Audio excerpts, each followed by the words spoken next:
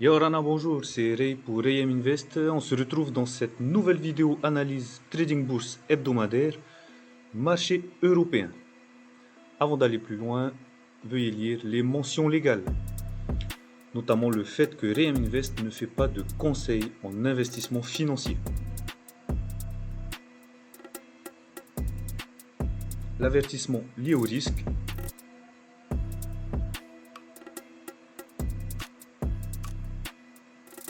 Et avant de commencer, si ce n'est pas déjà fait,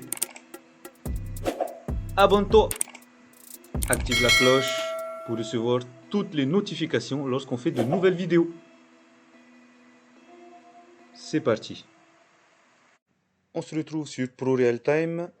Donc pour le marché européen, on va étudier l'Eurostock 50, le DAX 30 et le CAC 40. Sachant qu'aujourd'hui, nous sommes fériés. Ok, donc la semaine dernière, on avait établi une stratégie de range, ce qui a bien fonctionné, puisque lundi, nous étions ici. Voilà. Et puis, nous pouvions identifier que nous étions dans un range depuis un petit moment.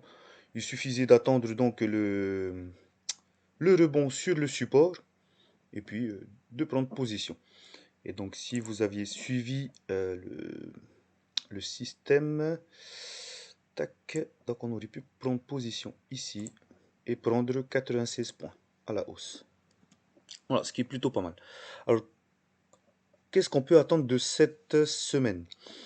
Alors, déjà, on va faire un petit récap de la semaine dernière. Donc, entre lundi et mercredi, il y a eu une grosse chute de l'indice, ok, du stock 50.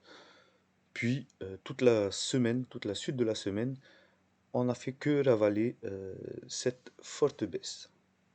D'un point de vue technique, donc, qu'est-ce qu'on peut dire? Donc, nous sommes toujours en hausse, dans un marché haussier. Nous sommes en train de consolider, donc de faire une grosse phase de range ici, ok, qu'on peut identifier ici. Ce matin, on a pu voir même s'il n'est pas probant, on a pu voir un rejet de la résistance. Ok. Il n'est pas probant dans quel sens? Tout simplement parce que nous sommes un jour férié. Voilà. Aussi simple que ça. D'accord. Donc nous sommes toujours en hausse et puis donc, il faut adapter une stratégie de range tant que nous n'avons pas cassé le plus haut, enfin la borne haute du range. On est revenu faire un pullback pour repartir. Voilà. Donc on adopte une stratégie de range et non pas de tendance. Voilà.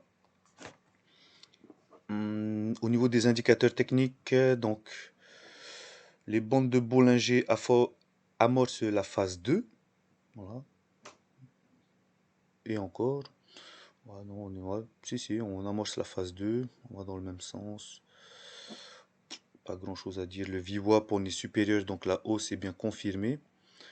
Donc voilà, on aurait bien pu attendre ici pour prendre position. Bon, bref. Voilà. Et au niveau du RSI, donc on est à 65, ce qui confirme bien qu'on est dans un marché haussier. Voilà. Ou du moins, la main est vers les acheteurs. Et pour les acheteurs, cela ne veut pas dire qu'il faut prendre une position acheteuse. Voilà. Il faut chercher la position acheteuse. C'est pas là, on achète et puis voilà. On n'achète jamais d'ailleurs sur une borne haute d'un range. Jamais. Ok, donc passons au DAX 30.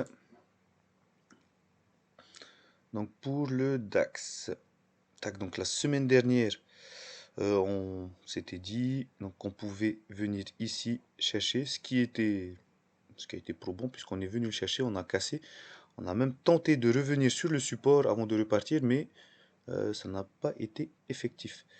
Donc voilà. Tac. Donc on est toujours dans un marché haussier avec un range identifié. Voilà, donc si on dézoome, donc on a bien un range. Ok. Hop. Tac. Ici et voilà. Et tant que nous ne sommes pas sortis de ce range là, on adopte la stratégie du range, tout simplement. Tac, donc ça c'est une zone à suivre. Ok. Éventuellement, y aura éventuellement un pullback dessus pour revenir travailler. Donc, hop, on va le matérialiser.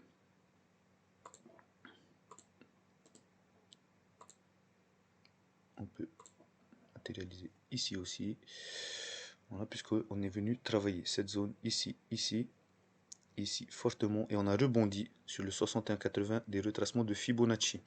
Donc actuellement, on est en train de travailler la borne haute du range. Voilà, donc il faudra attendre qu'on casse, qu'on revienne faire un pullback pour prendre éventuellement une position acheteuse. Pour l'instant, on adapte sa stratégie. Tac, tac, tac. De point de vue des indicateurs techniques. Donc la bande de Bollinger. Voilà, donc on amorce la phase 2. On amorce la phase 2. Le VWAP, on est supérieur. Donc on reste sur une stratégie pour l'instant haussière. Voilà. Et le RSI, on est à 66, ce qui confirme que la main est dans le marché est dans la main des acheteurs plutôt. Donc il faudra attendre pour trouver une position acheteuse probante. Au niveau du CAC 40, donc le CAC 40, voilà, comme tous les indices, hein, ils ont tous retracé jusqu'à mercredi pour après repartir et quasiment ravaler toute la perte. Hein. Voilà.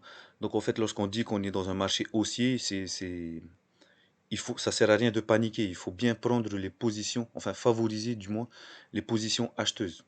Il faut vraiment favoriser les positions acheteuses. Donc on est aussi dans un range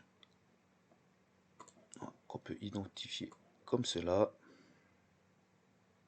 Voilà. Donc notre support de 6239, 6240 a été probant. Ici on en a un autre, voilà, puisque on a rebondi ici déjà le jeudi 13 mai. Et dans la semaine, donc comme on avait identifié mercredi, il a rebondi ici. Voilà. Et nous, on l'avait dit lundi. Okay, on l'avait identifié lundi, je le rappelle. Okay. Donc voilà, aucune surprise dessus. Donc le marché est toujours en tendance haussière. On est dans un range. Tac, ça ne nous sert à rien. En tout cas, plus maintenant. Voilà, donc il faudra attendre pour prendre position à l'achat. Okay, il faut bien favoriser les positions acheteuses suivant la tendance de fond. Donc cassure la borne haute du range, retracement, enfin pullback pour repartir à l'achat. Donc là, il faut attendre un éventuel rebond sur la borne basse du range. Voilà. Si toutefois on est en stratégie de range. Tac, tac, tac. Au niveau des indicateurs techniques, donc on est au-dessus du VWAP, bande de Bollinger phase 2. Et au niveau du RSI, 62. Donc voilà. Il n'y a vraiment pas grand chose à dire.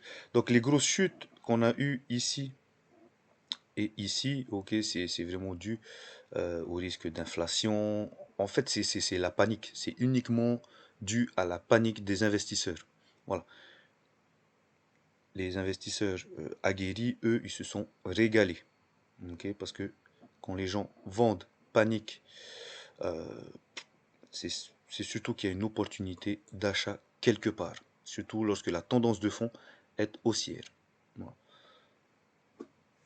J'ai eu quelques demandes concernant à quel moment on peut se dire qu'on est en tendance de fond baissière au bout de plusieurs mois. Voilà, tant qu'on n'a pas plusieurs mois euh, comment dire, de tendance baissière, la tendance de fond reste haussière. Voilà. Et là, on voit bien que si je dézoome, on est en tendance de fond haussière depuis la crise quasiment du Covid-19. Okay. Voilà. Donc on pourrait même tracer encore une, hop, tac, oblique, comme ça.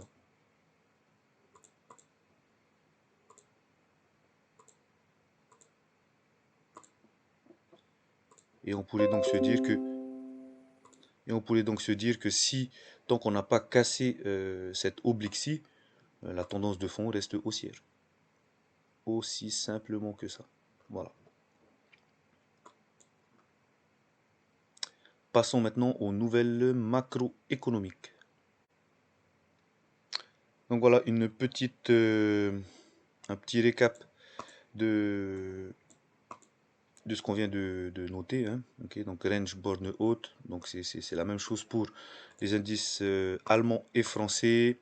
Donc haussier, stratégie de range, voilà, tout est récapitulé ici. Et au niveau des news, donc on a le sommet des dirigeants de l'Union européenne aujourd'hui, qui peut être intéressant à suivre et qui aura forcément un impact sur le marché européen. Euh, on aura aussi le PIB trimestriel, anticipé par le consensus comme étant flat. L'IFO pour l'indice des prix de consommation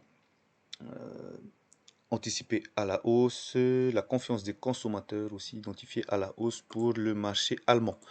Concernant le marché français, l'IPC et le PIB qui est anticipé à la hausse. Nous avons terminé. On se retrouve la semaine prochaine pour une nouvelle analyse. N'oublie pas de t'abonner, active la cloche pour les notifications, like si la vidéo t'a plu et commente. Nous sommes également présents sur les réseaux sociaux, Facebook et Instagram, le tout dans la description. One life to act.